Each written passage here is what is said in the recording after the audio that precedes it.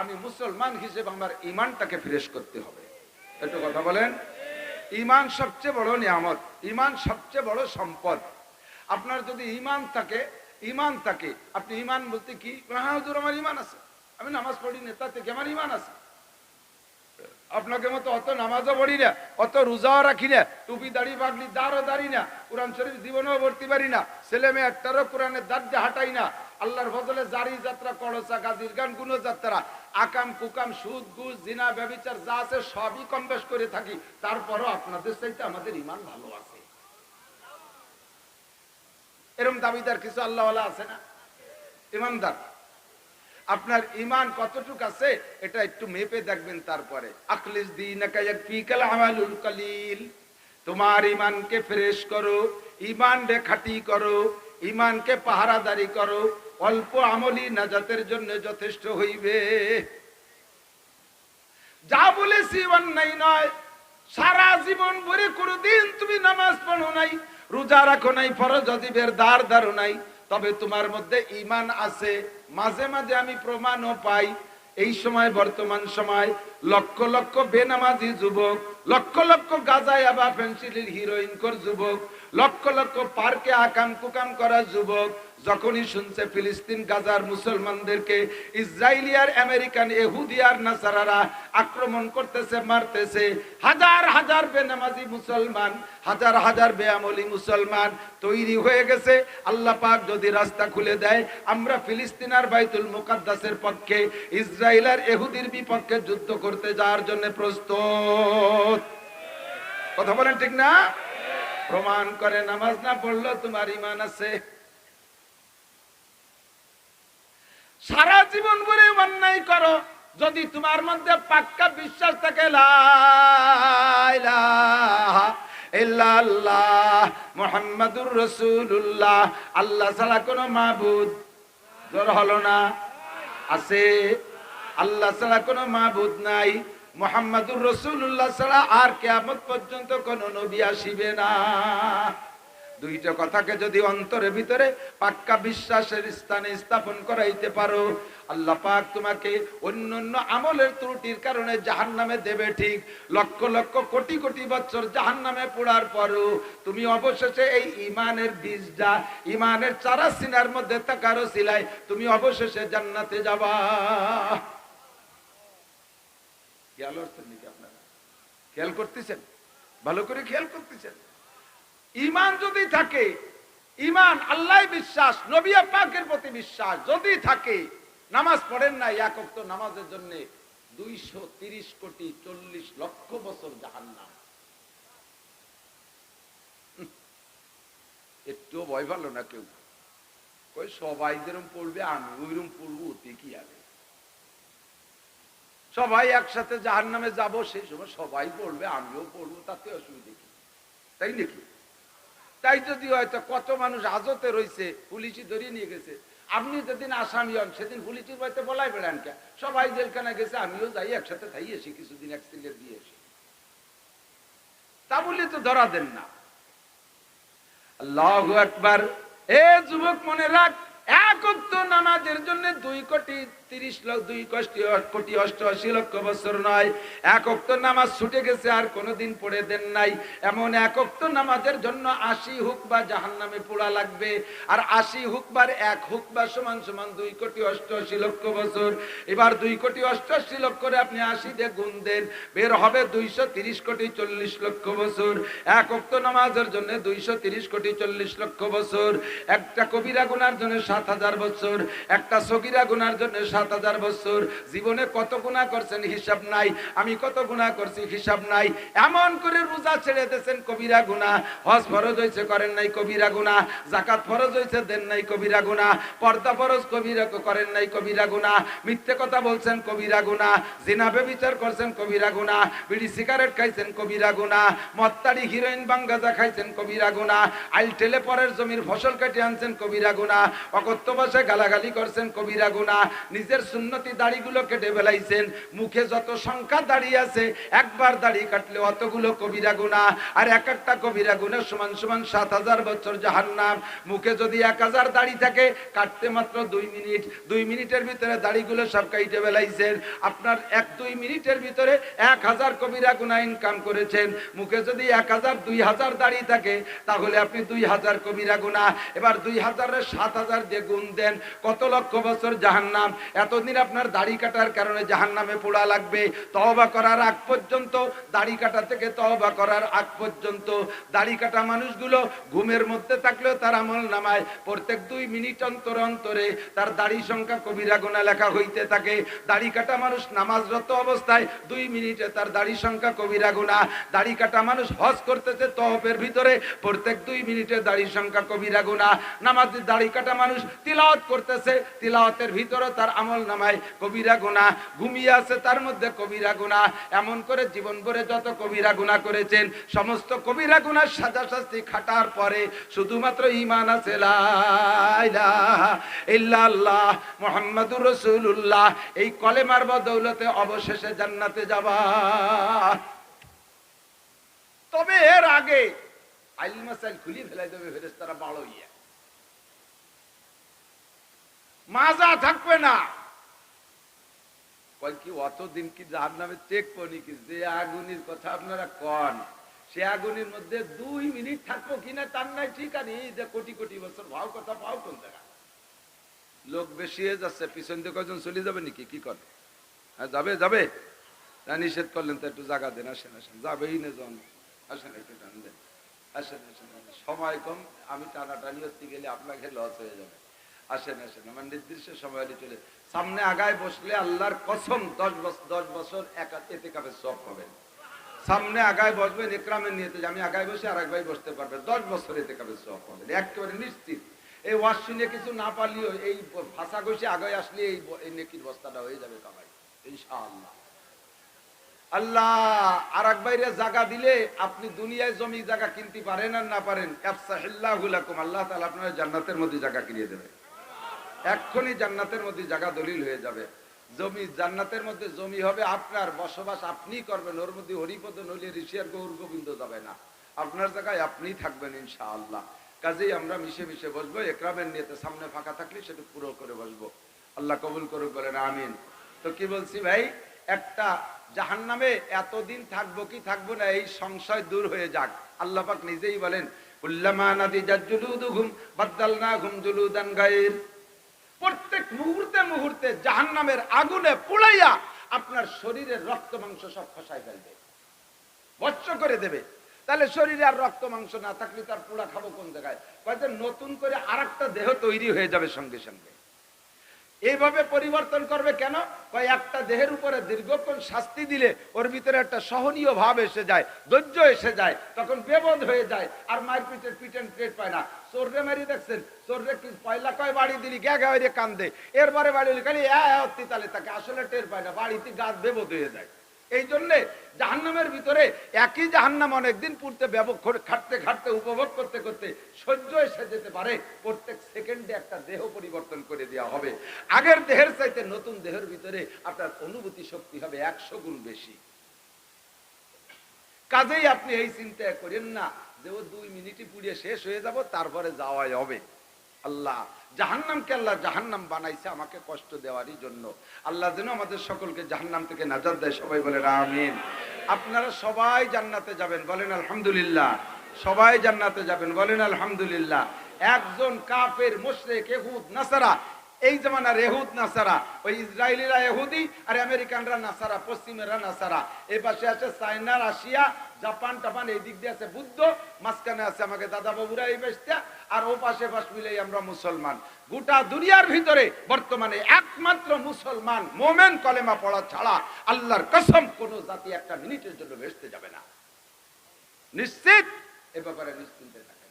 এখন মুসলমান জান্নাতে যাবেন যার জন্য আপনাকে সেরকম একটা অবস্থান দুনিয়ার থেকে তৈরি করে যেতে হবে। আপনার ঈমান, যেহেতু বলছি, এই ঈমানটাকে আপনাকে ফ্রেশ করতে হবে। আল্লাহ পাক রব্বুল আলামিন বলেন ইন্নাল্লাহা লা ইয়াগফিরু আন ইউশরাকা বিহি ওয়া ইয়াগফিরু মা দুনা যালিকা লিমান ইয়াশা। সারা জীবন ভরে অন্যান্য হাজার গুনাহ করছো, হাজার হাজার গুনাহ করছো, যে কোনো একটা বাহানায় আল্লাহ তাআলা সব গুনাহ মাফ করে দিতে পারে। যে কোনো ছোট্ট একটা বাহানায় আল্লাহ মাফ করে দিতে পারে, ছোট্ট একটা বাহানায় মাফ করে দিতে পারে। আমরা কিতাবে পড়েছি, সম্ভবত ইমামে গাজালি রহমাতুল্লাহ আলাইহি, উনি তো বড় লেখক ছিলেন, উনার আমলে তার বল পেন ছিল না, সে ছিল দত কলমের কালি। মনে আছে নাকি মুরব্বীরা? দত কলমে লেখছেন না? আমি তো পাতাড়ি অনের ছাত্র, তালপাতার পাটিতে বসতাম, তালপাতায় লিখছি, আমি লিখছি, আর আমার মুরব্বীরা তো আরো বয়সী যারা, তারাও লিখছে। মনে আছে নাকি তালপাতার লেখা? দত বইরে কালি বানাই, এর বুতামের মতো কালি পাওয়া যেত হাটেতে, 10 পাই একটা কিনছি আমি, ওই কালি বুতামের মতো কালি দতের মধ্যে গুলাইয়া কুঞ্চির কলম নিয়ে যাইতাম দত ধরে। বাড়িতে যাওয়ার সময় তো বাইরে তেল পাড়ি, তেল কই সেজে গুজে যেতাম। বাড়ি আসার সময় মা আমারে সেন্টরে যেটা গেছে সেইটা না, আর একটা সারা গা কালি কালি হয়ে যেত, মুখ মুখ মুখ চোখ কান জামা কাপড় সব কালি কালি হয়ে যেত। আলগা দতের কালি, আর ভাইজ দেবীর একজনের একজনের সিটাই মিটেও দিতাম ছোটবেলায়। ইমামে গাজালি রহমাতুল্লাহ আলাইহি কাঁচা কালিতে কিতাব লিখতেন। তো একদিন লিখতেছে, লিখতে লিখতে লিখতে লিখতে একটা মাছি আইসা উনার নিবের উপরে বারবার পড়তেছে, আর উনি তারে তাড়াই দিচ্ছে। তখন উনি ভাবলেন যে হয়তো এই মাছিটা একই জায়গায় এতবার পড়তেছে কেন, নিবের মাথায় পড়ে কেন, কলমের গোড়ার দিক পড়তো, ও জায়গা পড়ে কেন। তখন উনি বুজুর্গ মানুষ ভাবছে সম্ভবত এই মাছিটার পানির পিপাসা হয়েছে, হয়তো কোথাও পানি পাই নাই, তাই এখানে কালিরে পানি মনে করে বসছে। উনি কিছুক্ষণ অফ রাখছে, লেখা বন্ধ রাখছে, মাছিটা নিবের উপরে কিছুক্ষণ বসে থেকে এরপরে চলে গেছে। ওই যে গেছে তার মাছিটা আসে নাই। তখন উনি বুঝলেন যে অবশ্যই তার পিপাসা, আগে তারে বসতে দেই নেই, পানি খাইতে দেই নেই, বিদায় বারবার আসছে। যখন সে পিপাসা নিবারণ হয়ে গেছে, একবারে চলে গেছে, আর আসে নাই। ইমামে গজালি রহমাতুল্লাহ আলাইহির ইন্তেকালের পরে স্বপ্ন ওহী না, তবে স্বপ্ন হলো মোমেনের স্বপ্ন, ওহির 46 ভাগের 1 ভাগ, অর্থাৎ 46টা স্বপ্ন যদি একজন মুসলমান দেখে, তার 45টা মিথ্যে, একটা সত্য। ওহি যেমন সত্য, মোমেনের 46টা স্বপ্নের একটা স্বপ্ন সত্য হতে পারে। তো এক বুজুর্গ ইমামে গজালি রহমাতুল্লাহ আলাইহির খলিফাদের মধ্যে এক বুজুর্গ স্বপ্নে দেখতেছে যে ইমাম গজালি জান্নাতের মধ্যে বড় আনন্দ উল্লাসে আছে।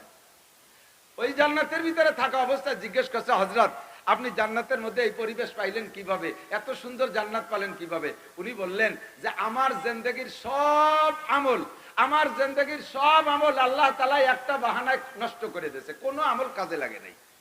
নামাজ, রোজা, হজ, যাকাত, তাসবিহ, তাহরির যা করছি, কিতাবাদি লিখছি, বয়ান, বক্তৃতা, তাহাজ্জুদ, ইশরাক, আমিন, চাষ সব বরবাদ হয়ে গেছে, আমার কিচ্ছু আমল নামায় ছিল না, আমি জাহান্নামী হয়ে যেতাম একটা অন্যায়ের কারণে। কি অন্যায়? কয় একদিন আমি রাতের সকালবেলা আমার পেটের যদি গড়গড় শব্দ হচ্ছে, বাথরুমে যাচ্ছি, তা আমার একজনে জিজ্ঞেস করছে, হযরত অন্যদিন তো এই টাইমে এত বাথরুমে যান না, আজকে যাচ্ছেন কেন? তা আমি বললাম যে রাতের বেলা দুধ খাইছি, এই দুধ খাওয়ার কারণে আমার পেট খারাপ হয়েছে, আমার একিনটা আল্লাহ থেকে নিয়ে আমি দুধের দিকে নিয়ে আসছি, আল্লাহ পাক আমারে এই ভুলটা ধরিয়ে ফেলাইছে, এইটা আমার নাকি শিরিক হয়ে গেছে, যে আমি কুদরত আল্লাহর দিকে না রাইখা দুধের উপরে কেন আস্থা নিলাম, যে দুধে আমার পেট খারাপ করছে, এই শিরিকের কারণে আমার সব আমল বাতিল হয়ে গেছে, আমার জন্য জাহান্নাম ওয়াজিব হয়ে গেছিল। পরে ভেস্তে গেলেন, কয় যে আমি একদিন লিখতেছিলাম, একটা পিপাসিত মাছি এসে আমার নিবের উপরে বৈশা একটু কালি খেয়ে তার পিপাসা নিবারণ করেছে, ওর দুয়ার ওসিলা আল্লাহ তাআলা আবার আমার সব গুনাহ মাফ করে দিয়েছে। রহমতে হক বাহানামি জুয়াদ, বাহানমি জুয়াদ, বুখারী শরীফের মধ্যে হাদিস আসছে, পরিষ্কার সহিহ হাদিস। আল্লাহর নবী বলেন, নবী আলাইহিস সালাম বলেন, আমি মেরাজে গিয়েছি, মেরাজে গিয়ে জাহান্নাম দেখেছি, জান্নাতও দেখেছি। জান্নাতের ভিতরে দেখি একটা যুবতী সুন্দরী মেয়ে জান্নাতের ভিতরে বড় আনন্দ উল্লাসে আছে। জিবরাইলকে জিজ্ঞেস করলাম, জিবরাইল এই মেয়েটাকে কোন নবীর উম্মত, এই মেয়েটা এত সুন্দর জান্নাত পাইল কি আমলের বদৌলতে, একটু বলো জিবরাইল, আমি আমার উম্মতের নারীদেরকে বলবো, তারা ওই নেক আমল কইরা জান্নাতি হবে। জিবরাইল বললেন, হুজুর এই মহিলাটা বনি ইসরাইলের মেয়ে, হযরত মুসা নবী আলাইহিস সালাতু ওয়াস সালাম আলাইহিস সালামের উম্মতের মধ্যে একটা মেয়ে। মেয়েটা ছিল বড় চরিত্রহীনা, মেয়েটা ছিল নাইট ক্লাবের মেয়ে। এই মেয়েটা বন্ধু বান্ধব নিয়ে, বয়ফ্রেন্ডদেরকে নিয়ে রাতে আনন্দ করত, রাতের বেলা মদের আড্ডায় সময় কাটাইতো, আর সেখানে মদ গাঁজা খাইয়া আর নিজে অন্যকে খাওয়াইয়া এরপরে দেহ ব্যবসা করত, শরীরের দেহ ব্যবসা করে পয়সা কামাই করে তাইতে জীবন যাপন করত। বড় চরিত্রহীন মেয়ে ছিল। মেয়েটা জান্নাতি হলো কোন আমলে? এবার জিবরাইল বলে, হুজুর ওই মেয়েটা একদিন তার নাইট ক্লাব থেকে বেহুশ অবস্থায় অজ্ঞান অবস্থায় ছিল প্রায় দুপুর পর্যন্ত। প্রখর রৌদ্র যখন উঠছে তখন সে হুঁশ ফিরছে, এবার ক্লাব থেকে বাসার দিকে যাইতেছে। মরুভূমির ভিতর দিয়ে যাওয়ার পথে একটা ইন্দারা কূপ, বুখারী শরীফের হাদিসের তরজমা বলছি, মরুভূমির ভিতরে একটা ইন্দারা কূপ। ওই মেয়েটা যখন ওই কূপের কাছে গেছে, গিয়ে দেখে একটা কুত্তার জিহ্বা বেরোইয়া এমলাইয়া কানতেছে। একবার ওই ইন্দারার নিচের দিকে তাকায়, আবার এদিক ওদিক তাকায়, আবার ইন্দারা ছেড়ে দূরে কোথাও যায় না। স্বাভাবিকভাবে যেই প্রাণীর ভিতরে লোভ বেশি, ওই প্রাণীর জিহ্বায় রস বেশি। যে প্রাণীর জিহ্বায় রস বেশি, ওরা কিন্তু লোভী বেশি হয়। দেখেন কুত্তা জিহ্বে বেরোয়, দৌড়ায়, টপটপায় পানি পড়ে, দেখছেন না? মানুষের মধ্যে যারা একটু লুবি, তাকে জিহ্বে পানি বেশি। তাকে সামনে একটা বিস্কুট খাতে গেলিও ঘন ঘন ঢোকছে, তার মানে আমার একটু দাও। আর তেঁতুল দেখলি তো সহ্য হতে পারে না, অত সবারই সমস্যা। কুত্তার লোভ বেশি, ওর জিহ্বে পানি পড়ে। ওই কুকুরটার জিহ্বে শুকিয়ে গেছে, এক ফোঁটা পানিও পড়ে না। বারবার ইন্দারার দিকে তাকাইয়া নিচের দিকে তাকাই, পানি দেখে, আবার এদিক ওদিক তাকায়, কোনো মানুষ পায় না। ইন্দারা ছেড়েও দূরে যায় না, পুরো মরুভূমি চড়াই আসছে, কোথাও পানি পাই নাই। ও বুঝছে যে পানি পাইলে এখানেই পাবো, কিন্তু লাফতে পানি খাইতে গেলে যদি নামি তাহলে তার উঠতে পারবো না, এতটুকু বুদ্ধি তো সেই জন্য নামে না। মহিলাটা ওখানে গিয়ে উপনীত। এবার মহিলা কুত্তার এই দুরবস্থা দেখা বুঝছে পিপাসিত, তারে কিভাবে পানি পান করানো যায়। গায়ের উড়না, পায়ে ছিল চামড়ার মোজা, চামড়ার মোজা, ওই মোজাটা খুইলা এই উড়নার কেনির সাথে বাইদা নিচে ছেড়ে দিয়ে নাড়াচাড়া দিয়া মোজা ভরে পানি উঠাইয়া কুত্তাটার সামনে ধরছে। টপ টপ করে কুকুরটা পানি পান করে বেলাইছে। 2-3 মোজা পানি তারে পান করানোর পরে তার কলিজা ঠান্ডা হয়ে গেছে। কুত্তাটা এবার নিজ গতিতে তার গন্তব্যে চলে গেছে। হযরত জিবরিল আলাইহিস সালাম বলেন, ওগো নবী, ওই মহিলাটার সারা জীবনের গুনাহ আল্লাহ পাক এই পিপাসিত কুত্তাটারে পানি পান করানোর কারণে ক্ষমা কইরা তারে জান্নাতি করে দিয়েছে। রহমতে হক বাহানা মিজুয়াত, ইন্নাল্লাহা লা ইয়াগফিরু আন ইউশরাকা বিহি ওয়া ইয়াগফিরু মা দুনা যালিকা লিমান ইয়াশা। শুধু শিরকি গুনাহ করবেন না, কুফরি গুনাহ করবেন না। আল্লাহ পাক রব্বুল আলামিন বলেন, ইন তাজতানিবু কাবাইরা মা তুনহাউনা আনহু নুকাফির আনকুম সাইয়্যাতিকুম ওয়া নুদখিলকুম মুদখালান কারীমা। ও বান্দা, যদি তুমি কবিরা গুনাহ থেকে বাঁচতে পারো, আমি তোমার সগীরা গুনাহ maaf করে দেব। আমি সগীরা গুনাহ maaf করতে তোমার কাছে তওবা চাই না। সগীরা গুনাহ মাফ করার জন্য আল্লাহ তওবা চায় না। সগীরা গুনাহ বিনা তওবায় আল্লাহ ক্ষমা করে দেওয়ার অঙ্গীকার করেছেন। শর্ত হলো আমি কবিরা গুনাহ করব না। কথা বলেন, কি গুনাহ? জোর হলো না? কবিরা গুনাহ আমি যদি না করি, সগীরা গুনাহ আল্লাহ মাফ করে দিবেন। তবে বিচার দুইয়ে গুনারই সমান। সগীরা গুনাহও কবিরা গুনাহও যে পরিমাণ শাস্তি, সগীরা গুনাহও সেই পরিমাণ শাস্তি। তাহলে সগীরা কবিরার পার্থক্য করার দরকার কি? বড়ডারে দেখতে বড় দেখা যায়, ছোটডারে দেখতে ছোট দেখা যায়। এই শুধু পার্থক্য, এই শুধু পার্থক্য। বাকি সব গুনাই আল্লাহর নাফরমানি। সমস্ত গুনাই কি? আল্লাহর নাফরমানি। ছোটটা আল্লাহর নাফরমানি, বড়টা আল্লাহর নাফরমানি। আল্লাহর হুকুমের খেলাফ ছোটটা, আল্লাহর হুকুমের খেলাফ বড়টা, আল্লাহর হুকুমের খেলাফ। দেখতে যেটা বড় সেটার নাম কবিরা, আর দেখতে যেটা ছোট সেটার নাম সগীরা। বাকি বিচার দুই গুণের জন্য সমান সমান। আমি উদাহরণে বলে থাকি অনেক সময়, আমার দিক তাকান, বয়ান তো সবই ইউটিউবে পান। আমি উদাহরণে বলে থাকি, একটা কেউটো সাপ 4 হাত লম্বা, 4 হাত লম্বা একটা কেউটো সাপ, এটা বড় সাপ, এর নাম হলো কবিরে সাপ। এই বড় সাপে কামড়াইলে তো মানুষ মরে, এটা তো জানাই আছে। কেউটো সাপের এতটুকু একটা বাচ্চা বিঘেত খানিক লম্বা, ও পিল পিল পিল পিল করতে করতে চলে আইছে। এর আদরের সাথে ধরে করতে, ছোট মানুষ বালিশের তলে থাক। এই ছোট সাপটারে আদর করে রেখে দিয়েছেন, ও যদি কামড় দেয় তাহলে তো মানুষ মরে না? হ্যাঁ, যে মরে মরে। সগীরে সাপতে কি হবে? অট্টুক সাপের কামড়ে কি হয়? কিছু হয়? তাহলে বড় সাপে কামড়াইলো মানুষ মরে, ছোট সাপে কামড়াইলো এবং একে টাইমে মরে, টাইমও বেশ কম নেয় না, ঠিক না? বড় সাপে কামড়াইলে যদি মানুষ মরে, ছোট সাপে কামড়াইলেও যদি মানুষ মরে, তাহলে কবিরা গুনারও যে পরিমাণ টাইম বিচারের, সগীরা গুনারও সেই টাইম বিচারের আল্লাহ বেইনসাফি করে নাই। তবে কবিরা গুনার থেকে বাঁচা সহজ। বড় সাপে কামড় দিতে গেলে ফনা তোলে, ফস করে একটা শব্দ করে না, সাপ যদি বড় হয় তার ফসটা বড় হয়, শব্দটা বড় হয়, দূরের থেকে কানে শোনা যায়, চোখে দেখা যায়, তার থেকে আত্মরক্ষা করতে লাভ দিয়ে জান দিয়ে সরিয়ে যাওয়া যায়। কিন্তু সাপটা যদি ছোট হয়, ও রাত্রে বাঁচা বড় কঠিন। ওই বালি শীতলে ডুয়ে রয়েছে, তারপরে জুতোর মধ্যে চলে গেছে, মুজার মধ্যে বেসায় গেছে, জাঙ্গের মধ্যে বেসায় রয়েছে, কোন জায়গায় কোন জায়গা মারিয়ে দেয় তা কোয়া যায় না, অত দেওয়া যায় না, হুশ করে যে কোনো জায়গা মারিয়ে দিতে পারে। ছোট্টা রাতের বাঁচা কঠিন, কতক্ষণ ঠিক ঠিক না? বড়টার হাতের থেকে বাঁচা যায়। আল্লাহ কয় এই জন্য বড়টার দায়িত্ব তোমার কাছে দিছি, যেটার থেকে বাঁচা কঠিন ওইটার দায়িত্ব আমি নিলাম। তোমার জিন্দেগিতে যত সগীরা গুনাহ হবে বিনা তবায় আমি আল্লাহ ক্ষমা করে দেবো। কোন সুবহানাল্লাহ। শর্ত হলো তুমি কবিরা গুনার থেকে বাঁচো। এই কবিরা গুনার ভিতরে আবার আকবারুল কাবায়ের, সবচেয়ে বড়, সবচেয়ে বড়, সবচেয়ে বড়, যেই বড় আর বড় থাকে না, সেইটার নাম হলো শিরিক। সেটার নাম কি? আল্লাহ কয় লা তুশরিক বিল্লাহ ইন্নাশ শিরকা লাযুলমুন আযীম। ও বান্দা, যা কিছু করিস না করিস আমার সাথে শিরিকটা করিস না, এতে আমি বেশি কষ্ট পাই। আমার সাথে শিরিক করিস না, আমি বেশি কষ্ট পাই। ইহুদিরা শিরিক করে, নাসারারা শিরিক করে, ইহুদিরা শিরিক আমাদের বর্তমানে বাংলাদেশে প্রচুর হয়ে গেছে। আমার ভাইরা উনরা লামাযহাবী দাবি করে, আহলে হাদিস দাবি করে, গায়ের মুকাল্লিদ দাবি করে, মাযহাবীদেরকে ধিক্কার দেয়, ধমক দেয়। এনাদের উলামায়ে কিরাম যারা, তারা বর্তমানে বলতেছে যে ইহুদি আর নাসারারা এরা শিরিক করে না, আর ওই এরা কাদিয়ানীরা শিরিক করে, ফিলিস্তিনিরা শিরিক করে, হানাফিরা শিরিক করে, শাফিরা শিরিক করে, চরমুনাইরা শিরিক করে, তবলিগালারা শিরিক করে, গোবেরডাঙ্গালারা শিরিক করে, সুটপারুদুর শিরিক করে মরছে, আমরাও বলে বর্তমানে শিরিক করি। এই জন্য উনরা ইহুদি আর নাসারা ইসরায়েল আর আমেরিকার পক্ষ নেছে। আল্লাহই বলেন ইহুদ নাসারার চাইতে বড় মুশরিক হয় না। ক্বালাতিল ইয়াহুদু উযাইরুন ইবনুল্লাহ। শিরিকের এক নম্বর শিরিক হলো আল্লাহর সাথে সমকক্ষ কেউকে মনে করা, আল্লাহর ফ্যামিলিতে সদস্য তৈরি করা, এটা হলো এক নম্বর শিরিক। এ ভাই, আল্লাহর ফ্যামিলিতে সদস্য আছে? কথা বলেন, আছে? আল্লাহ কয়জন? বলেন কুল হুয়াল্লাহু আহাদ, কুল হুয়াল্লাহু আহাদ। শাহাদাত আঙ্গুল উঁচা করেন। কুল হুয়াল্লাহু আহাদ। আল্লাহ কয়জন? বলেন আল্লাহুস সামাদ। আল্লাহ বা মুখাপেক্ষী, লাম ইয়ালিদ ওয়া লাম ইউলাদ, জন্ম নেয়ও না, জন্ম দেয়ও না, ওয়া লাম ইয়াকুল লাহু কুফুয়ান আহাদ। আল্লাহ পাকের সমকক্ষ কেউ, জোরে বলেন, আছে?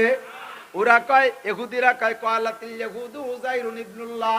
ইহুদিরা, ইসরাইলীরা এরা কয় যে উযাইর আলাইহিস সালাম আল্লাহর ছেলে। শুধু এই কয়ে, এ ভাই, আল্লাহর ছেলে উযাইর আলাইহিস সালাম, এই কথাটা উপরে বললে বাড়ি একটা খারাপ দিকে মন যায় নাই, কিন্তু ভিতরে হিসাব করে দেখতেন ছেলে অতি কি লাগে। তার মানে ওরা বুঝায় যে আল্লাহ তাআলা উযাইর আলাইহিস সালামের মায়ের সাথে যৌন আচরণ করে গর্ভধারণ করাইছে। সেই গর্ভের সন্তান উযাইর, তাহলে আল্লাহর ছেলে সাব্যস্ত হলো, আল্লাহর ফ্যামিলি সাব্যস্ত হলো, আল্লাহর স্ত্রী সাব্যস্ত হলো। এর চাইতে বড় শিরকি গুনাহ হতে পারে? পারে? এই ইহুদিরা তারাই আল্লাহর ছেলে সাব্যস্ত করে উযাইর আলাইহিস সালাম রে। তারা বলে মুশরিক না। আমার এই দেশের প্রাণপ্রিয় বন্ধু আর উলামায়ে কিরাম বলেন। এবার আমেরিকানরা, ইউরোপ কান্ট্রিরা, তারা নাসারা, তারা কয় ক্বালাতিন নাসারা মাসীহ ইবনুল্লাহ। আর নাসারারা কয় ঈসা আলাইহিস সালাম আল্লাহর বেটা। আল্লাহ ঈসা আলাইহিস সালামের আব্বা নাই। আল্লাহ পাক ঈসা আলাইহিস সালামের মা মারিয়ামের সাথে যৌন আচরণ করেছে, সেখানে আল্লাহ গর্ভধারণ করাইছে, সেই গর্ভের সন্তান ঈসা আলাইহিস সালাম। একটু জোরে করেন না নাউযুবিল্লাহ, লা তুশরিক বিল্লাহ। আমরা কি এই কথায় বিশ্বাসী? কথা বলেন, বিশ্বাসী? আমার আল্লাহর ছেলেও নাই, মেয়েও নাই, আমার আল্লাহর আব্বাও নাই, মাও নাই, আমার আল্লাহর স্ত্রী নাই, ঠিক কি ঠিক না? আল্লাহু আকবার। লা তুশরিক বিল্লাহ। আমরা এই শিরিক করি না, আমরা এই ব্যাপারে পাক্কা আছি আল্লাহর রহমত। তবে আমরা একটা শিরিক মাঝে মাঝে করে থাকি, আল্লাহর যে গুণ আছে ওই গুণগুলো মখলুকের মধ্যে আমরা টেনে আনার চেষ্টা করি। ছেলে দেয় কে? মেয়েকে দেয় আল্লাহ, দেয় ছেলে মেয়ে। ভাষাগত ভাবে না বললেও আপনার আমলি কার্যকলাপে প্রমাণ করে আপনি অনিচ্ছাকৃত শিরিক করে বসেন। আপনার স্ত্রীর যদি পরপর একাধিক ততাধিক কন্যা সন্তান হয়, যদি কন্যা সন্তান হয়, আরো যদি তার চেহারা ভালো না হয়, তাহলে সব যত দোষ নন্দ ঘোষ মহিলাটার উপরে প্রেসার ক্রিয়েট করে, আছে না নাই? আবারও মাইয়া হইছে, দেব তোরে তালাক। এবার এর সাথে তো বাংলা আনুষঙ্গিক মোটা মোটা বাংলা আছে।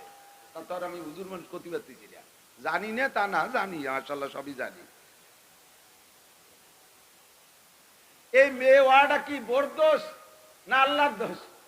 দোষ হলি কার দোষ? দোষ যদি হয় তাহলে কার দোষ? আল্লাহর দোষ।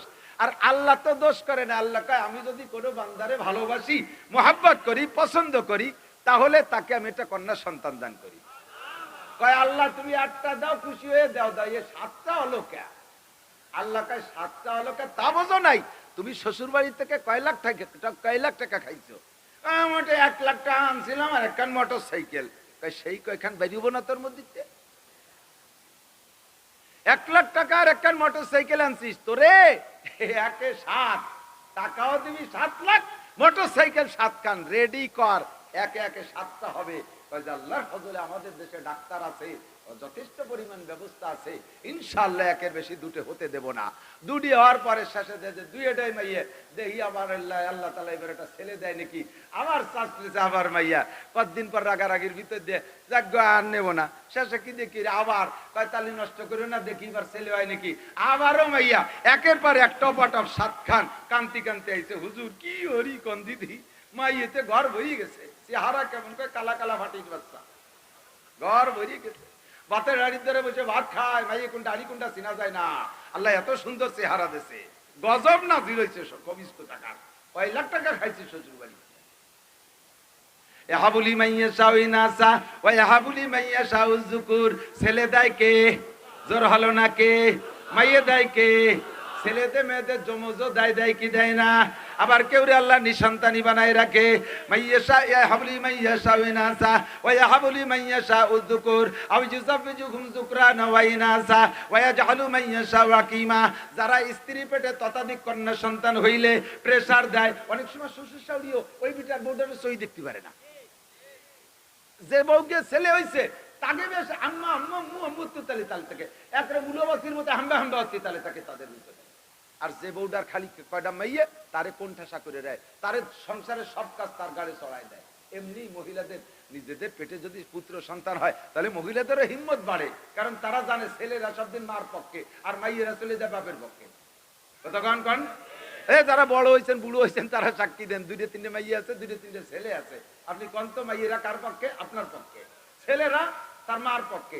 আপনি বুড়ো কালে বুড়ির একটা শর্ট দিয়ে দেখেন খেলা কারে কয়, ছেলেরা গলা ধাক্কাতে ধাক্কাতে, তুমি বাড়ি যাও কি তবলিগ সহি দাও না, বাড়ি থেকে খালি খেসর মেসর আমার মার সাথে মারামারি। আরে মাইয়েরা আইছে ওর মা রেট আছে, আব্বা বুড়ো হয়ে গেছে, তুমি কেন বাদাতি যাও কদি আমার একটা আব্বা।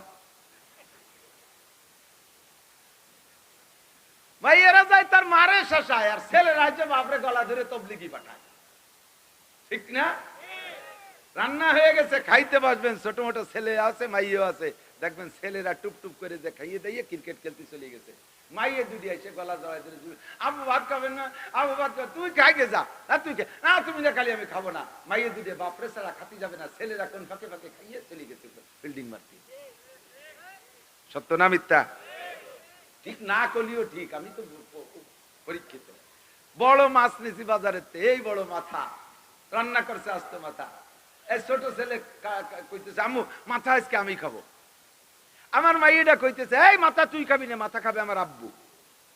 ও তো এক হলো না যে মাথা আমি খাবো তুই খাবি না। ছেলে কয় মাছের মাথা আমি খাবো, মাইয়েটা কয় না যে আমি খাবো, মাইয়ে কয় আমার আব্বু খাবে তুই খাবি না। এই হলো দরদি মাইয়া, ঠিক না? তুমি মারা যাওয়ার পরে ছেলে দেখবে আগাঞ্জে বাগাঞ্জে সিগারেট খেয়ে বেড়াচ্ছে, সে বউ নিয়ে গল্প হচ্ছে, আর মাইয়া এসে গলা জড়ায় ধরে হুমড়ি খাই কান্দে, ও আব্বা, আর আব্বা করতে পারবো না, ঠিক না? সেই মাইয়ে হওয়ার পরে স্ত্রীর পর প্রেসার করে যারা, তাদের একিন যে মাইয়েটা বানাইছে বউতি, আল্লাহর পর বিশ্বাস নাই, এটা গোপন শিরিক হয়ে গেছে। কি শিরিক? এটা গোপন শিরিক হয়ে গেছে। ইন্নাল্লাহা লা ইয়াগফিরু আন ইউশরাকা বিহি। এখন যদি আল্লাহ কয়, এদিক তাকান, আল্লাহ যদি কয় যে তোর বোর পেটে মেয়ে হওয়ার কারণে তোরা কয়বা বেটা অপছন্দ করলি, রাগারাগি করতেছিস, তাহলে বোঝা গেল তোরা মাইয়ে পছন্দ করিস না, ছেলে ভালো লাগে। তাই বউ বিটি মানুষ পারে না, দুর্বল, যা বানাইছে তা মাইয়ে হয়ে গেছে। তোরা বিটা মানুষ শক্তি আছে, কয়বা বেটা, ছেলেটা তোরা বানা, কতক্ষণ পারলি ছেলে তুলা বানা। ছেলের আর কিছু না, ছেলের ছেলে কঠিন যেটুক লাগে সেইটুক বানাতি, সেটুকুর নাম করলাম না। ছেলের ছেলে কতি যেটুক লাগে তাই বানা, তাই যদি না পারিস তাহলে স্ত্রীর পর প্রেসার দিস, এটা গোপন শিরিক। দোকান খুলে দিয়ে লাখ লাখ কোটি কোটি টাকার মালিক, ক্যাশব্যাক সবার টাকা রয়েছে।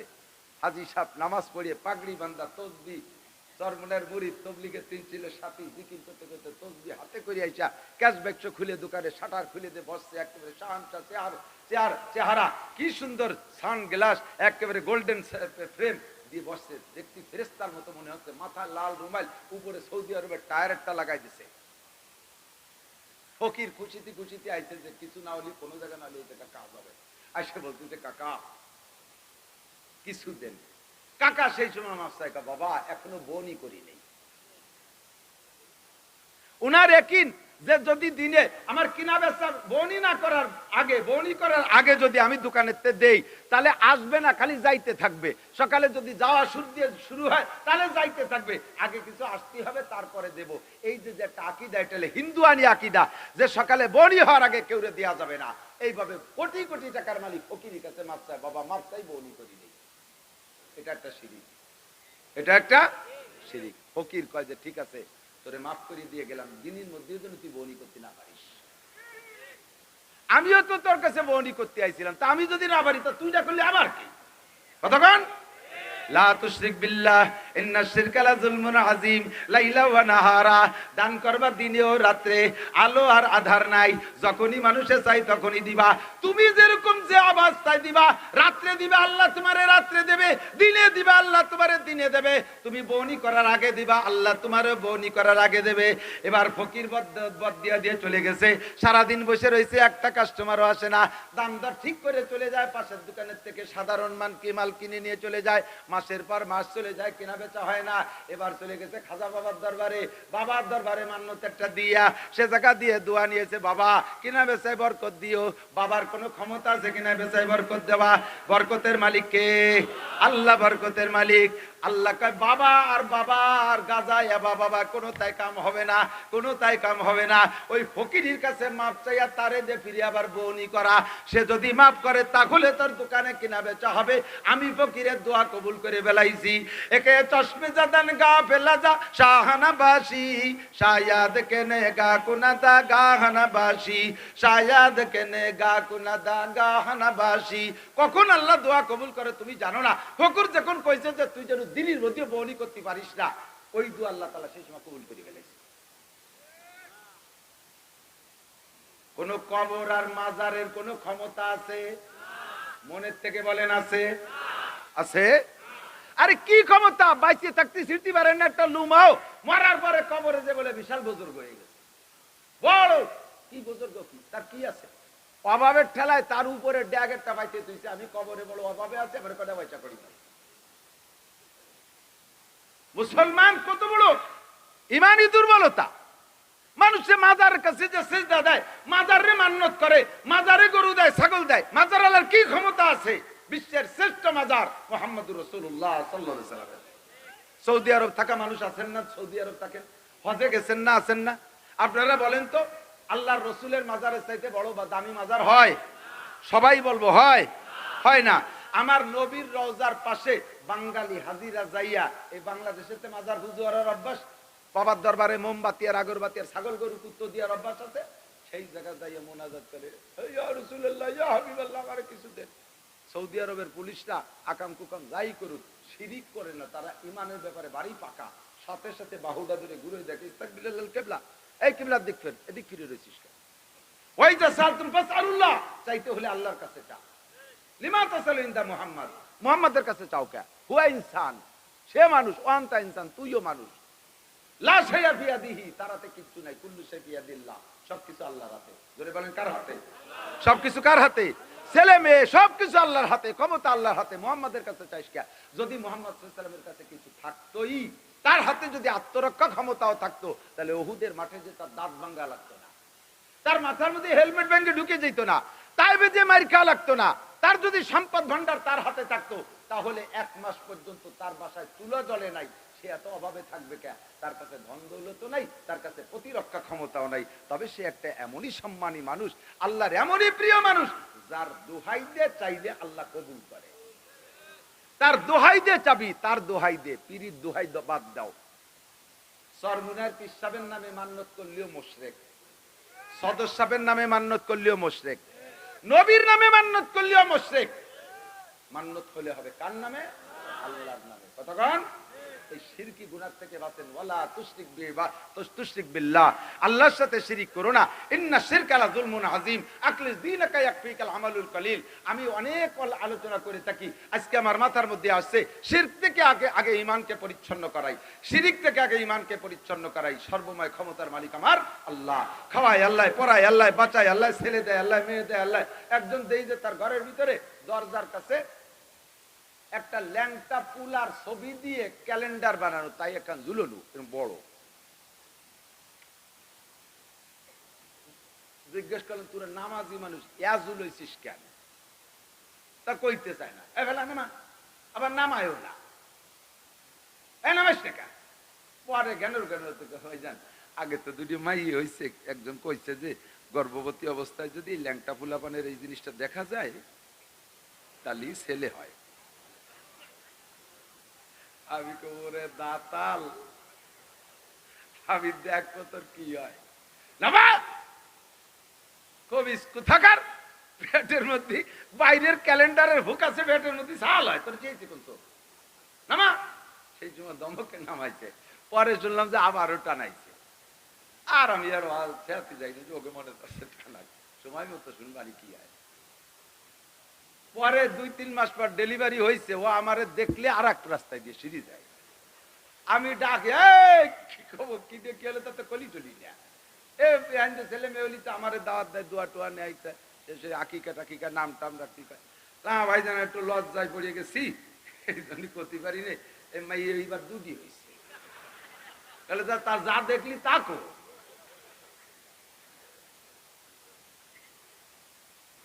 আকাম ওই হলি তো সবই হয়ে যেত। ঘর বাইরে ক্যালেন্ডার রাখতাম, হাসপাতালে 30টা বাচ্চা ডেলিভারি হয়েছে, তার 27টাই মাইয়া। তা সে জায়গায় যদি হতো তাহলে দেশ ভরি আমরা ক্যালেন্ডার সবাই দিয়ে দিতাম না। সবাই বসে বসে পেটে বাচ্চা নিয়ে এগুলো মোতালা করবা, কোরআন হাদিস পড়া লাগবে না, খালি ল্যাংটা ফুলাবানের শরম দেখবা। আর একটা আছে আমাদের দেশে ছেলে হওয়ার জন্য গাজীর গান। সুবহানাল্লাহ। গাজীর গান এদিক আছে নাকি? অবশ্যই আছে, আপনারা জানেন না, যার বাড়ি আছে সে জানে। গাজীর গান মক্কায় গায় না, গাজীর গান মদিনায় গায় না, গাজীর গান গহরডাঙ্গা গায় না, গাজীর গান কোরআনে নাই, গাজীর গান হাদিসে নাই, গাজীর গান আরব দেশে নাই, দেওবন্দে নাই, হাটাজারি, পটিয়া, বাবুনগর, জিরি, নাজিরাত, ফরিদাবাদ, লালবাগ, মালিবাগ, যাত্রাবাড়ি, গহরডাঙ্গা। আরে আমাদের পাশে কোন মাদ্রাসায় গাজীর গান নাই। গাজীর গান যদি ইসলামের গান হইতো তাহলে তোদের মতো মৈশ গেছাইতে আমরা গাইতাম আগে, ঠিক না? কোরআনের গান কোরআনে আছে, আমরা গাই। হাদিসের গান হাদিসে আছে, আমরা গাই। ফরজ হাদিস সুন্নাত কোরআন হাদিসে আছে, আমরা গাই। টুপি দাড়ি সুন্নাত যেটা আছে কোরআন হাদিসে আমরা আমল করি। আরে যদি এই গাজীর গান শরীয়তের গান হইতো, মারেফতের গান হইতো, তাহলে আমরা উলামায়ে কেরামরা আগে গাইতাম। আমরা চরমুডাই গাজীর গান হয় না, বিশ্ব ইজতেমায় গাজীর গান হয় না। কথা বলেন ঠিক ঠিক না? গাজীর গান শিরকি গান। গাজী কালুর নামে গান মানলে, মান্নত করলে ছেলে হয়, ইরিদান ভালো হয়, পিএস হয়, ফসল নষ্ট হয় না, শিল পড়ে না। এগুলো সব মুশরিক, এগুলো সব কি? লা তুশরিক বিল্লাহ। এর একটা শিরিকে কি হয় জানেন? এদিক তাকান, আমি নামাজ কালাম হজ যাকাত সব করি, তারপরে একটু কিছুতে আবার ঈমান নষ্ট হয়ে যাবে কেন? আমি উদাহরণে বলি মাঝে মাঝে, একটা বেলুন, এই বেলুন ফুলোয় না পোলাপান, একটা বেলুন ওই যে পোলাপান খেলনা কিনতে ফুলাচ্ছে, একটা বেলুনটা পুরো ফুলাইতে পরিমাণ মতো হাওয়া দেওয়া লাগবে। যতক্ষণ তার হাওয়া ধরে অতক্ষণ দিতে হবে, বেশি দিলে এবার বাস্ট হয়ে যাবে। আবার কম দিলি পারা মুখ চাপা থেকে যাবে। পুরো ফুল হইতে জন্য পরিপূর্ণ হাওয়া দিতে হবে। এই পেট ভরা হাওয়া বেলুনটার ধরে রাখতে হলে বেলুনের সারাগা ভালো থাকতে হবে না? সারাগা ভালো থাকতে হবে না? ঠিক না? এবার সারাগা ভালো থাকলে বেলুনের হাওয়া পুরো থাকবে, ফুলনু ঠিক থাকবে। কিন্তু পুরো হাওয়া বেরোয় যাওয়ার জন্য কি সারাগা ছিঁড়া লাগবে? বোঝেন নাই কথা? হাওয়া সম্পূর্ণ ধরে রাখতে সারাগা ভালো থাকতে হবে, কিন্তু হাওয়া বেরোয় যাওয়ার জন্য আবার সারাগা ছিঁড়া লাগবে না। এক জায়গায় একটু কাটাই দিয়ে ফুটোরিয়ে দিলি বেরোয় যাবে। এখন বেলুনি সারা গায়ে যদি বলে সাবধান বাতাস, যেটুক ফুটোইছে ওই যে অটুক হাওয়া বেরোবি, বাকিটুক থাকতে হবে। আমরা সবাই ভালো আছি, আমরা সারা গা ভালো আছি, বাতাস বেরোতে পারবি না। যে জায়গায় যেটুক ফুটো করছে সুর মাথা পরিমাণ অতটুক পরিমাণ সিদ্ধ বাতাস বেরোবে, আর বাকিটুক থাকবি। এইভাবে মিছিল যদি দেয় সারা গায়ে, তাহলে কি হাওয়া ধরে রাখতে পারবে? একটু ফুটো দিয়ে হাওয়া সম্পূর্ণ বেরোইয়া যাবে, ঠিক কি ঠিক না? সেম নামাজ আছে, রোজা আছে, মসজিদ আছে, মাদ্রাসা আছে, তিলাওয়াত আছে, ছেলে পাঁচটা আলেম হয়ে গেছে, নিজেরা তাহাজ্জুদ কাওয়াবিন পড়ে, ফাঁকে ফাঁকে বাবার দরবারে মাজারে যাইয়া একটু একটু একটু এই আকাম কুকাম করে, তার দ্বারাই আপনার ইমানের বেলুন ফুটো হয়ে গেছে, সম্পূর্ণ ইমান সেই জায়গাতে ফুসফুস করে বেরোয় চলে গেছে। ইন্নাল্লাহ লা ইয়াগফিরু আন ইউশরাকা বিহি ওয়া ইয়াগফিরু মা দুনা যালিকা লিমান ইয়াশা। হে বান্দা, যদি তুমি কবিরা গুনাহ থেকে বেঁচে থাকতে পারো, ইনতাজতানিবু কাবাইরা মা তুনহাউনা আনহু নুকাফির আনকুম সাইয়্যাতিকুম ওয়া নুদখিলকুম মুদখালান কারীমা। আমাদের দেশে কোনো মাজার থাকলে মাজারের কাছে যাব, কথা বলেন যাব? জিয়ারতের জন্য যাওয়ার দরকার নাই। কি দরকার আছে? কি দরকার আছে জিয়ারতের জন্য? আল্লাহর নবী বলে লা তুরতাহালু ইল্লা ইলা মাসাজিদ ইল্লা ইলা সালাসাতি মাসাজিদ। কোন মসজিদ উপলক্ষে সফর করা যায় না। টাঙ্গাইলের মসজিদটা বড় শহীদ, আমি কালকে রাত্রে টাঙ্গাইল থেকে আসছি, যে জায়গা মাহফিল করছে তার 5 কিলোমিটার দূরে ছিল এই মসজিদটা।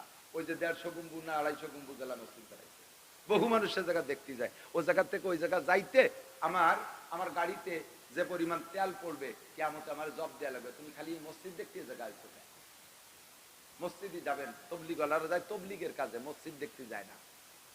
কতক্ষণ মসজিদ দেখতে যায় না, শুধু মসজিদ উপলক্ষে সফর যায়। আরে মসজিদ উপলক্ষে যদি সফর না যায় তাহলে বাবার দরবার আর খাজার দরবারের উপলক্ষে কিভাবে সফর যায়? সে থেকে আপনি পয়সা খরচ করে কেন যাবেন? ইমানকে ফ্রেশ করেন। আখলিস দীনাকা ইয়াকফিকাল আমালুল কলিল। তোমার ইমানকে খাঁটি করো, অল্প আমলি নাজাতের জন্য যথেষ্ট হইবে। আমার সমাজের ভিতরে আছে ভাইরে, দিক তাকান, পর্দা পর্দা। হুজুর ওই সাবজেক্ট বাদ দিয়ে পারে, এখন কি তাই করা সম্ভব? ভাবি, বড় ভাবি, তার হাতে আমি বড় হইছি, সেই ভাবিরে দেখতে পারবো না, এ সংসারে থাকারই দরকার নেই। মামির হাতের দুধ ভাত খেতে বিজায় গুটিয়ে, সেই দুধ ভাত খাইয়া আমি মানুষ হয়েছি, আর আজকে সেই বড় মামি আমার মারা গেল, তারে দেখতে পারবো না, ওই সব এখন মানার দিন নেই। বলার সাথে সাথে আপনি কাফের হয়ে গেছেন। চাচিরে দেখতে পারবো না মারা যাওয়ার পরে, পাক্কা কাফের। বেঁচে থাকতে দেখতে পারবো না চাচিরে, তুমি তা এটা আমি মানতে পারি না, আপনি কাফের। যেই 14 জনের সাথে বিয়ে হারাম, ওই 14 জন ছাড়া বাকি কোন মহিলাকে আপনি ইচ্ছাকৃত ভাবে দেখার উপলক্ষে দেখতে পারবেন না। এমনি আচানক হঠাৎ চোখের সামনে এসে গেছে, এক নজর পড়ে গেছে, সেটা ভিন্ন। হুজুর আলী রাদিয়াল্লাহু আনহু বলেন, ইয়া আলী লা তুতবিন নাজরাতান নাজরাতা ফাইন্না লাকাল উলা। হে আলী, যদি কোনো নারীর দিকে তোমার এক নজর, নজরে ফুজাত বলে আরবিতে, আচানক দৃষ্টি পড়ে যায়, তাহলে তাড়াতাড়ি নজরকে ক্লোজ করো, ওয়াগদুদ, তোমার চক্ষুকে নিচি করো, কুল্লিল মুমিনিন ইয়াগুদ্দু মিন আবসারিহিম, চক্ষুরে নিচি করো। দ্বিতীয়বার তুমি 4 নজরে তাকায় থেকো না, যে হুজুর কইছে এক নজর দেখা জায়েজ আছে, একে নজরে 1.5 ঘন্টা চাক তাকায় রয়েছিস কে? আমি আল্লাহর কুদরত নিয়ে ভাবতেছি, আল্লাহ এই মেয়েটার আল্লাহ কি সুন্দর চেহারা দিয়েছে, আল্লাহর কুদরত নিয়ে গবেষণা করতেছি। চোখ খুশি বেলায় দেবে, তুই কুদরত দেহারা জায়গা ভালি না। চোখ পড়ার সাথে সাথে চোখ করে নিচু করে ফেলো, চোখ লম্বা করবা না। লা তুদবিন নাজরাতান নাজরাতা ফাইন্না লাকাল উলা, এক নজর যায়, প্রথম নজর নজরে ফুজাত। যখন বুঝবেন মেয়ে ওর মেয়ে, তাহলে এক নজরও জায়েজ নাই। আর আমার সমাজে কি হয়ে গেছে, ঘরের ভিতরে যুবকরা ঢুকে চলে আসতেছে, কাশ নাই পাত নাই, লাভ দিয়ে ঢুকে চলে গেছে। যাই দেখে যে স্বামী স্ত্রী দুইজন ভিন্ন কায়দায় বসে গল্প করতেছে, উনি তার মধ্যে গেছে, লাইট হয়ে চিৎ করে ফেলাই দিয়ে, লা তুদখুল লা তাদখুলু বুয়ুতান গায়রা বুয়ুতিকুম হাত্তা তাস্তানিসু ওয়া তুসাল্লিমু আলা আহলিহা। আল্লাহর কোরআনের হুকুম, ওই ঘরে ঢোকার জন্য তুমি আগে তাদের সাথে বাইরে থেকে সম্পর্ক করো। বাইরে থেকে সম্পর্কের সিস্টেম কি? ওয়া তুসাল্লিমু আলা আহলিহা, বাইরে থেকে সালাম দিবা, আসসালামু আলাইকুম, আসসালামু আলাইকুম, আসসালামু আলাইকুম। 3 সালামে যদি জবাব না আসে, ফিরে চলে যাবা, ঢুকে পড়বা না। এই ছেলেরা মনে রাখবা, ছোট পোলাপানরাও খেয়াল রাখবা। তুমি যদি বোঝো যে তোমার আব্বা মার স্যান্ডেল ঘরের বাইরে দেখা যাচ্ছে, ওনার রুমের ভিতরে, তুমিও সংকেত না দিয়ে ঢুকবা না। অনেক সময় আব্বা মার বেছতর বেহালাত, শরমের হালাতটা সন্তানের নজরে পড়ে যায়, তাতে সন্তানের চরিত্র নষ্ট হয়। আব্বা মা বাকি জীবনের সন্তানকে দেখলেও লজ্জাবোধ করে। কতক্ষণ আব্বা মা যে রুমের মধ্যে আছে, সংকেত না দিয়ে ঢুকবা না। আমার আব্বা মা, আমি তাদের ছেলে, ঢুকে পড়বো, অসুবিধা কি? ছেলে হও আর মেয়ে হও, সংকেত দিয়ে ঢুকবা। সংকেতটা হলো সালাম। আম্মু আসবো, আম্মু আসবো। বলবা সালাম দিও, আসসালামু আলাইকুম আম্মু আসবো। যদি তুমি আওয়াজ না পাও তাহলে ঢুকবা না। হয়তো ওরা কোন হালাতে আছে বলতে শরম পাচ্ছে, ঢুকবা না। তার যদি বলে না একটু পরে আয়, বাস সরি চলে যাবা। আল্লাহর শরীয়ত, কোরআনের শরীয়ত কত সুন্দর। কতক্ষণ পরিবারের ভিতরে পর্দা না থাকার কারণে, আর আমার কিছু কিছু মুরব্বী আছে এমন বেডঙ্গা, ছেলে বিদেশ থাকে, সেই ছেলের বউ বাপের বাড়ি। ছেলে বলছে আব্বু আমি আসতেছি, ফ্লাইট আমার এই টাইমে, আমি তো শরীর খারাপ, সেই তো আর শ্বশুর বাড়িতে আমি বউ আনতে পারবো না, পারলে আপনি নিয়ে আসেন, আর না হলে আমার শ্বশুরে ফোন দেন, সে দিয়ে যান। বুড়ো কয় না তো শ্বশুরে কবো কে, আমি বা যাবো কে, ওই জামাল রে ফাটাই দিচ্ছি। জামাল হলো ছোট ভাই, তার বয়স 22 বছর, না পারলে করে পাঠাই দিচ্ছে। এই 22 বছরে না বালেক ডারে ফাটাইছে বাবি আনতে। বাবি সেই বাড়িতে নিয়ে রওনা দিয়েছে, এ বাড়ি পৌঁছে নেই। তোরা কোথায় গেছিস? আইসি একটু একটু একটু কুয়াকাটা আইসি, একটু কুয়াকাটা দাতালের দাল। তুমি বুড়ো কথা ঠিক আছে, কালকে সকালে সকালে চলে এসে রাতভর দুনিয়া যা কাম করছে, বুড়োর আমল নামে ফিলাক দিয়ে লোড হয়েছে সব। চলার পথে এই জাতীয় অন্যায় আপনারা বুড়োরা কেন করেন? ছেলে বিয়ে দিয়ে নিয়ে আইছে, ছেলের বউরে ছেলে পালকিতে নামা, আগে তো পালকি ছিল, পালকিতে কোলে নিত, এরকম হচ্ছে প্রাইভেট কার। এই ছেলের বউরে ঘরে নিতে হবে, মুরব্বিরাই পায় কেটা নেবে কেটা নেবে কেটা নেবে, মাই দিয়ে জামাই নেবে। জামাইতি শালা বউরে কোলে করে ঘরে গাড়িতে ঘরে নেবে। তোমার এইটাকে যদি জায়েজ মনে করে তাহলে তোমার ইমান নষ্ট হয়ে গেছে, আর এটাকে প্রথা তৈরি করে দিয়েছে। আর জামাইরাও এই শালা বউরে কোলে ঘরে না নামাতি পারলি, তখন তারাও রাগে ফটফট করে, কি জন্য দাঁত দিলে, দাঁত দেওয়ার দরকার ছিল কি, এইরকম অপমান করবে, তার পরের বউ কোলে উঠবি, তা না হতে দিলি তোর অপমান হয়। তোর মতো জামাই আসার দরকার নেই, স্যান্ডেল দিয়ে বাড়াই দেবো। এ কথা না কেন, তোর সলাই দিয়ে বাড়াই দেবো, তোর মতো দাঁতাল আমার বাড়ির ধরে আসবে। আরে শয়তান কোথাকার, সমাজটাকে ধ্বংস করে দিছে মুরব্বীরা। আল্লাহর নবী বলেন সালাসাতুন কদ হারামাল্লাহু আলাইহিমুল জান্নাহ, তিনজনের জন্য বেহেশতে হারাম। কয়জন? এই যেগুলো বলতেছি সব কবিরা গুনাহ। ইবাদত বহুত করছেন, কইরেন আরো। গুনাহ ছাড়েন, গুনাহ ছাড়িয়ে দেওয়া সবচেয়ে বড় ইবাদত। গুনাহ ছেড়ে দেওয়া সবচেয়ে বড় ইবাদত। কতক্ষণ পরিষ্কার হাদিস আছে, আবু হুরায়রা রাদিয়াল্লাহু আনহু আমারে নবী আলাইহিস সালাম হাত ধরে এভাবে ফাদ দাফুন নাফিয়া, পাঁচটা কথা বলে আঙ্গুলের মধ্যে গুনিয়ে দিয়ে বললেন, এক নম্বরে বৃদ্ধাঙ্গুল ধরে বলেন, কি বলেন? ইত্তাকিল মাহারিমা তাকুন আবাদান নাস, যত হারাম আছে এগুলো ছেড়ে দাও, তাহলে তুমি সবচেয়ে বড় বুজুর্গ। নামাজ রোজা বহুত করা যায়, হজ যাকাত বহুত করা যায়, কিন্তু আকামের স্বভাব থাকলে সেইটি ছাড়া যায় বাড়ি কঠিন, সেইটা ছাড়া বাড়ি কঠিন। ইত্তাকিল মাহারিমা তাকুন আবাদান নাস, যত হারাম আছে ছেড়ে দাও, তাহলে তুমি সবচাইতে বড় বুজুর্গ হতে পারবা। একটু প্রতিজ্ঞা করি, এই বিষয়গুলো তো সব মুরব্বীরা এখন ইনভ্যালিড হয়ে গেছে, ছেলেদের কামাই খায়, তাই কি ছেলেরা ধমক দিয়ে বুড়োগিদের যা করায় তাই করা লাগে। যুবক তোমরা প্রতিজ্ঞা করো, তুমি যদি এখন নষ্ট হয়ে যাও, তুমি একসময় বাপ হবা, তোমার ছেলে আরো নষ্ট হবে। তুমি যদি এখন কোরআন হাদিসের কমান্ড না মানো, তোমার ছেলে মেয়ে আরো মানবে না। যুগে যুগে মুহূর্তে মুহূর্তে দিন বদল আসতেছে, সময় পরিবর্তন হচ্ছে, আপডেট হচ্ছে সবকিছু, নতুন নতুন যা আসতেছে আগের সাথে কোনো মিল নাই। মুরব্বীদের কাছে জিজ্ঞেস করো, ওনাদের জন্ম হয়েছে কয়জনের, সিজারে হয়েছে কয়জনে, এখন থেকে যে 50-এর ঊর্ধ্বে যাদের বয়স, বলকে 40-এর ঊর্ধ্বে যাদের বয়স, 40-এর ঊর্ধ্বে যাদের বয়স, আমার মনে হয় একজনও সিজারে জন্ম নেই। কতক্ষণ 40-এর উপরে যাদের বয়স, তার একটাও সিজারে নাই। এগুলো কি ওই না ফ্যাটে রয়ে গেছে না? অলিভার আসলো কোন জায়গা থেকে জায়গা, হ্যাঁ? আর এখন বাচ্চা অতি গেলি পেটে বাচ্চার সংকেত আসছে যে হ্যাঁ গর্ভধারণ করছে, ওই সময় থেকে ব্যারাকের সাথে যোগাযোগ করা সারা সিজারের দিন 30,000 টাকা লাগবে রে। আনাইন্দা জান্নে আবদিবি, আমার আল্লাহকে আনাইন্দা জান্নে আবদিবি, আমার সম্পর্কে যেমন ধারণা করবি আমি সেরকম আচরণ করবো। তুই যদি ধারণা করিস যে সিজার ছাড়া হবে না, তাহলে সিজার ছাড়া হবেই না। তোমার আব্বার জন্ম হইছে, তোমার আব্বার জন্ম হইছে তুলোর মধ্যে, ফেস্টোর মধ্যে, সিরা কেতার মধ্যে, দাদি নানি যাই সিরা কেতায় ধরিয়ে নামাইছে, ঠিক না? আর তোমার জন্ম হয়েছে কম্পিউটারের মধ্যে, আল্ট্রাসাউন্ড বেরোইছে না। আর আল্লাহ বাতালে তোমার ছেলে মেয়ে জন্ম নেবে হেলিকপ্টারের মধ্যে, ডেলিভারি হচ্ছে না, সে কি করবে, পয়সা আছে, হেলিকপ্টার ফোন দাও, হেলিকপ্টারে নিয়ে আইছে, উঠে যাও, উঠতে গেছে হেলিকপ্টারের সবে ভয়তে হেলিকপ্টারের মধ্যে ডেলিভারি হয়ে গেছে। সত্যি না মিথ্যে কথা? কাজেই তুমি এখন যা করতেছো, তুমি তোমার আব্বার কথা মানতেছো না, পরে বান্ধবী একটা নিয়ে এসে সামনে দিয়ে তুমি ডিলিক মেরে বেড়াচ্ছ।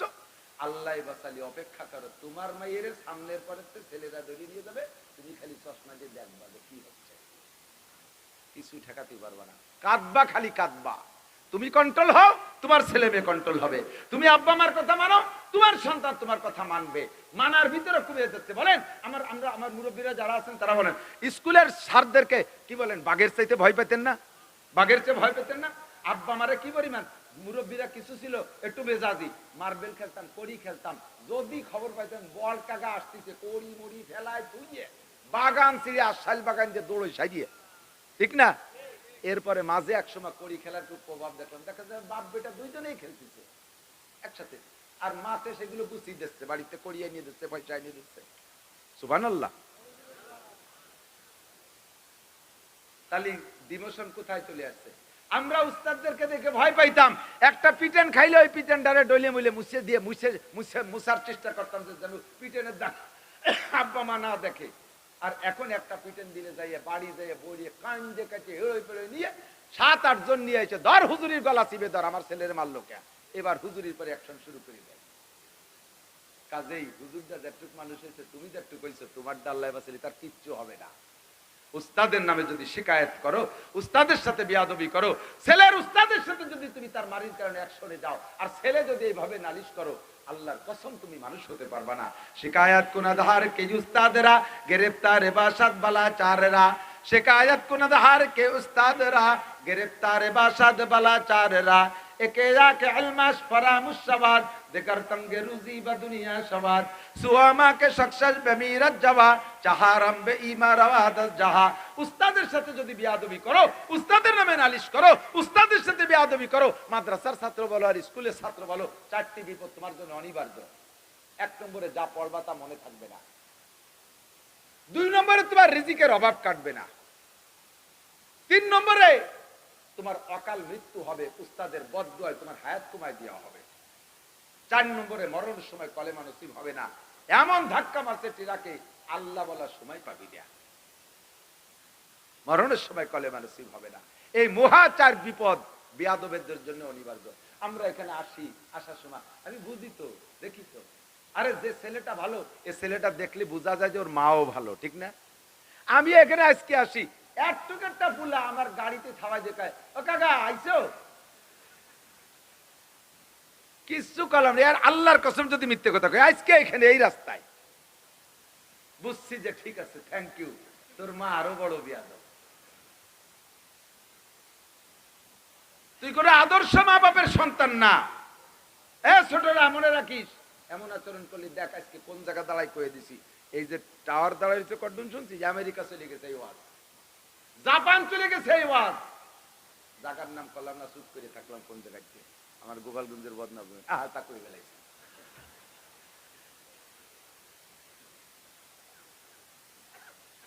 আল্লাহ আদব তাজ ইস্তিয়াজ লুৎফে ইলাহি বেনে বরসর বেরো হর জাকে খাহি। আদবের তুমি মাথায় পরে যে জায়গা যাবি চুমো খাবি, আদর পাবি, সোহাগ পাবি, ভালোবাসা পাবি। বেয়াদবি করবি তো মাইকে এভাবে বলে দেবো, বেয়াদবি করবি তো জুতোর বাড়ি খাতে মুনাজাত করা লাগবে না, দূরের থেকে জুতো চ্যাঙ্গা কপালে দিয়ে মারবে বিটারা। ভদ্র হও, নম্র হও, ছোট হও, বড় হও, কলেজ হাই স্কুলের স্টুডেন্ট হও, বিনয়ী হও। আসসালামু আলাইকুম হুজুর, কেমন আছেন, কত দূর থেকে আসছেন, আমি আপনাকে অনেক ভালোবাসি, আমি আপনার বয়ান শুনি, হুজুর আমাকে একটা দূরে নসিহত করবেন। তুমি এভাবে বলো, ও কাকা কোনটা আইছো, ও দাতালের বেটা দাতাল, তোর বাবার বাড়িতে আইছি, তুই যেমন কবি আমি সেরকম কব।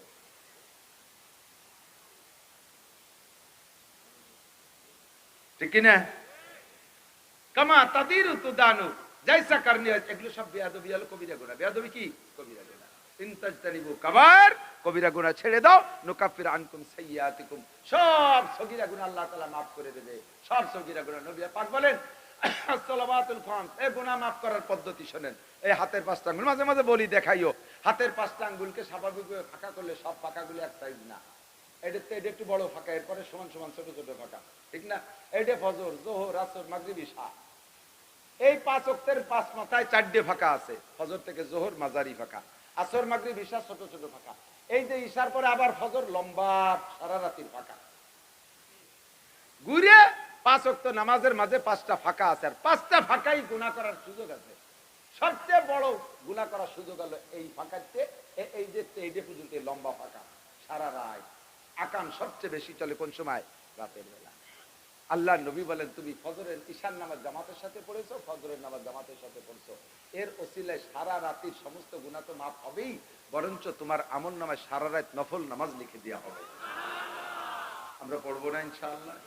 পড়বেন তো ইনশাআল্লাহ? আল্লাহ তাআলা কবুল করুক, বলেন আমিন। আমাদের এই মাদ্রাসার বিপক্ষে কারা? একটু হাত দেখান তো মহব্বতের সাথে। 1 জন 2 জন বিপক্ষে, 3 জন বিপক্ষে, মাদ্রাসার বিপক্ষে 3 জন। এতে কোনো ঘটনা না, 2-3 জন, বাকি সবাই তো আমরা পক্ষে। হুন্ডাও পক্ষে, হুন্ডা অন্য খেয়ালে ছিল, বিপক্ষে কেউ নাই, ঠিক না? বিপক্ষে কে?